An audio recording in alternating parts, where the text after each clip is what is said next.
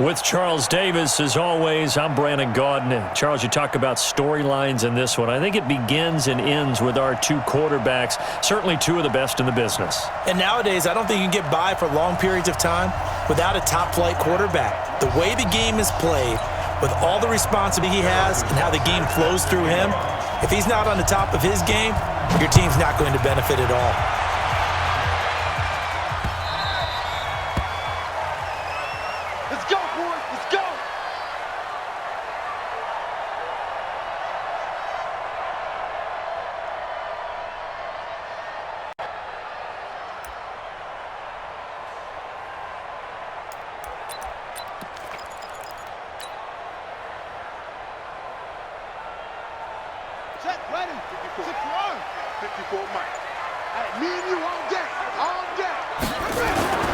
They'll run here with Clinton Portis. And he takes us up to the 40-yard line before being corralled. It's a gain of 15, first down Seahawks. So quickly all the way up at the 40-yard line. They'll go right back to the ground with Portis.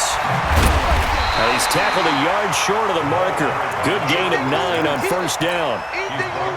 A nice run here early on. It doesn't take a great play caller to realize you want to establish a guy of his caliber with runs like this early because they'll pay dividends as the game progresses. 2nd and 1. Throwing the out route incomplete. That's Holt. And he'll be brought down at the 45-yard line. So in jet territory now. Here's 1st and 10 at the 45-yard line. Now a handoff here to his running back. And he fumbled it. It's on the ground. And it's scooped up by the Jets. And his crew will take over with a football at the 35-yard line. So the defense there, opportunistic. It's nice to give them credit, isn't it? Because so many times it's more a matter of what the offensive guy didn't do. Didn't secure the ball, didn't cover up. In this case, let's just give credit to where it belongs. Knocked it free, made a big play. Officially no gain on the play, and it's 2nd down. 53, check 53. Throwing on 2nd down. Watson caught here by Griffin. That catch good for 5. It's 3rd down. And, partner, I think that was a great example that not all tight ends are created equal because everything was right. Got the completion, but he's not one of the more dynamic guys in the league. So even though he caught it, couldn't turn it into much more. Quickly to Gronkowski. That's caught. They stop him for only 3 that time, and that'll bring up 4th down. And how about the call here? They need 2 yards in their own territory on 4th down, and they're going to go for it. They're going for it. It's Watson. Looking for Sanders, and it's intercepted. It's Desmond Trufant. And he will take this one home. It's a touchdown. And a great return as they're finally able to take him down. So they go on 4th down. Not only do they not get it, it turns into 6 points the other way. Disastrous. And many people think you should just go ahead and knock it down in that situation. Turn it over for the offense. But I had a defensive coordinator recently tell me, we see that as a passive play. We don't do that anymore. We want the ball in our hands, and we want to head the other way. Probably also instinct a lot of times. If you see a lot of green grass ahead of you, go ahead and grab it. It's the exact right play to do. That's knowing when to break the rules and when to make a play that maybe you hadn't been taught. Jets offense coming up now to start their next drive. Fresh off the pick 6, it's Watson. Got a man on the right sideline. It's Holt. And he is down deep into Seattle territory. A big play there on the catch and run. 57 yards. A real field flipper there as all of a sudden they've got a first down in the red zone. He finds his target, Beckham. Not quite the success they had last play. This one goes for 3 yards. That first down completion only netted him 3. 2nd and 7. And it's intercepted at the goal line. Picked off by the linebacker, Joe Schobert. He was looking for Gronk that time. First quarter, and now he already has 2 interceptions. Yeah, he's got to guard against being tentative from this point forward, though. He's got to still make the right reads, make the proper throws. I've seen guys in this league throw 4 interceptions in a game and win. He's got to understand, put it behind you, keep pressing forward. It's a 6-yard gain on the ground, and that'll make it 2nd and 4. The last run got 6. Now 2nd and 4. Cunningham to throw. He'll get it in the hands of Clark. Complete. 7 yards there and a first down. So Dallas Clark with the catch there, and he stands number 4 all-time in Colts history in receptions. And that goes all the way back to 1953 in Baltimore. Number 4, Yep. 2 of the guys ahead of him are Hall of Famers. That's how impressive that list is that Dallas Clark is on. A minimal gain as we tick down inside of a minute remaining in the opening quarter. To throw on 2nd down, Cunningham. That's complete to his running back, Portis. And he'll be taken down, but not before they work it across midfield. That one good for 20 on the catch and run. So in Jet territory now. Here's 1st and 10 at the 47. And he gets this inside the 35-yard line. That one good for 14 and a Seahawk first. From the 32 now. Here's 1st and 10. The former 2nd-round pick, this is Joe Mixon. And only able to get 2 here, stopped at the 30. 2 yards on the pickup there. It'll be 2nd and 8. Now Cunningham, eluding the pressure right. And that one is incomplete. And it also concludes quarter number 1. After 1, 7-0 on EA Sports. 7th play of the drive forthcoming on 3rd and 8. Cunningham looking to throw. And he's got the hook up for the first time with Herman Moore. And they'll have it in the red zone before he crosses over out of bounds. 11 yards there and a first down for Seattle. They'll run it now out of the gun. And he'll get this down only to the 18. Just a yard on the first down carry, so it's 2nd and 9. Brings up 2nd and 9 at the 18-yard line. On 2nd down, here's Cunningham being chased out left. He'll try and run it. He'll wind up getting 4 there on his own, but it will leave him now with a 3rd down situation. That's a gain of 4. Brings up 3rd and 5. From the gun on 3rd down, Cunningham.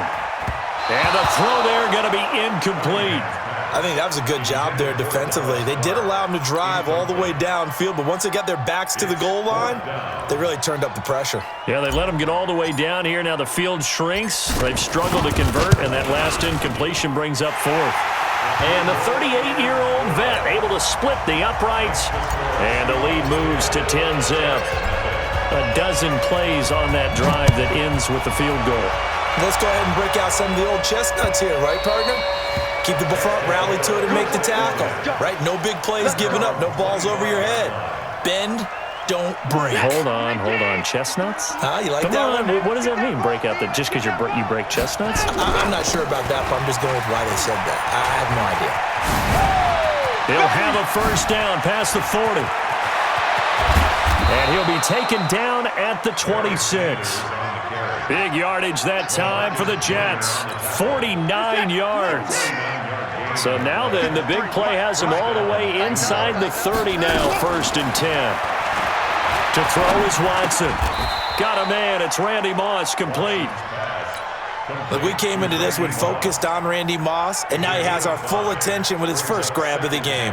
Well, he's one of only 2 players to go a whole season averaging over 100 yards receiving and average a touchdown per game as well. That's a pretty impressive stat. It really is, especially when you consider that every defense he faced was prepared for him and was kicking cover. They had the catch on 2nd down, but it didn't help at all, and now they're looking at 3rd down here. A shotgun snap for Watson. And that is incomplete.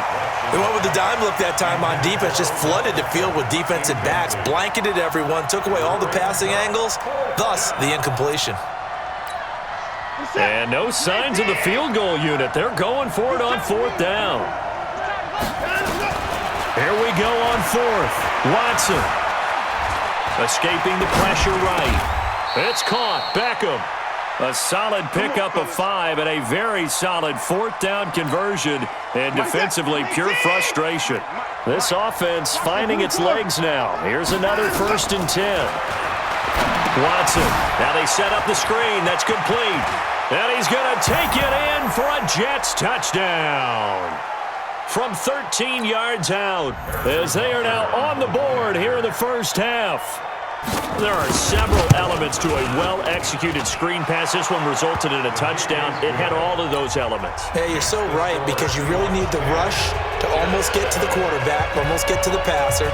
Then you got to get the ball thrown perfectly, whether it's to the running back, the wide receiver, whoever the screen guy is. And, of course, the blocking has to form in front to get him downfield for the touchdown. The Seahawks take over 1st and 10 at their own 28-yard line.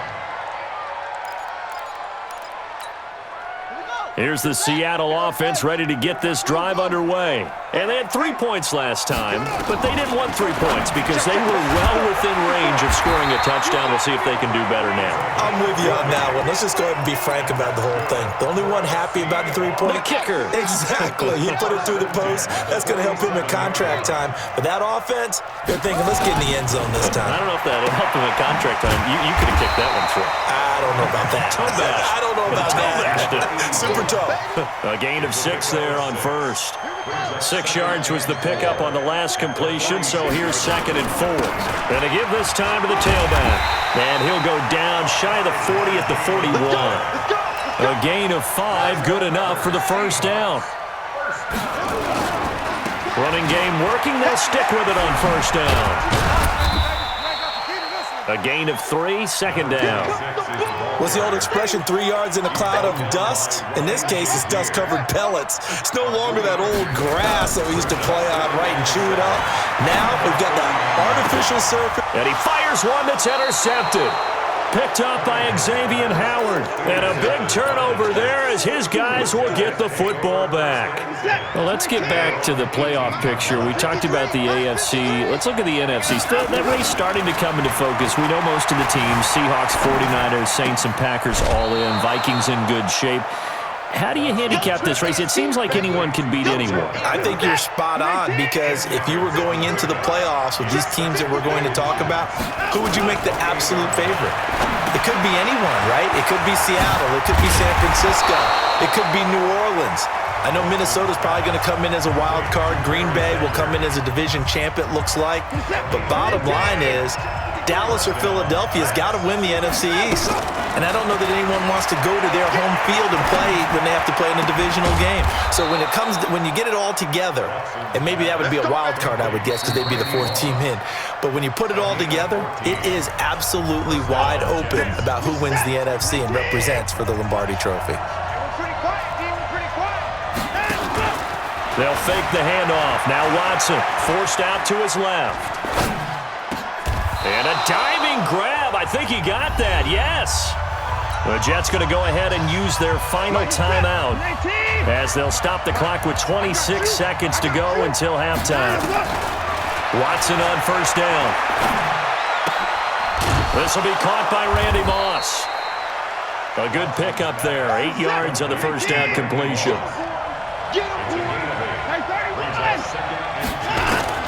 To throw again on 2nd down. Watson steps away to his left. Letting one go deep here for Gronk. And it's knocked away and incomplete. It was Desmond Trufant right there, step for step in coverage. So 3 seconds here remain in the half. On is the field goal unit to see about getting 3 points. It'll be spotted on the right hash. A 52.